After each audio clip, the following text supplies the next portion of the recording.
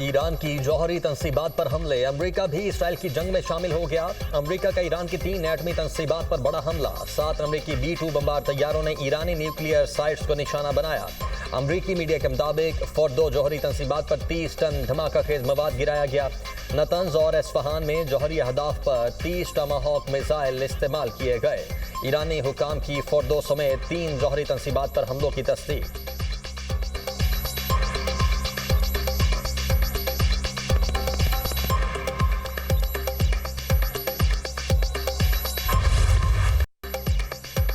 Iran की जौहरी तंसीबात खत्म कर दी, हमले कामयाब रहे। अब अमन का वक्त है। ईरान को अब जंग के खात्मे पर राजी हो जाना चाहिए। ईरान पर अमन ना रहा तो आइंदा हमले मजीद सख्त होंगे। अब अमन होगा या फिर ईरान के लिए सानिया होगा। डोनाल्ड ट्रंप की ईरान को धमकी।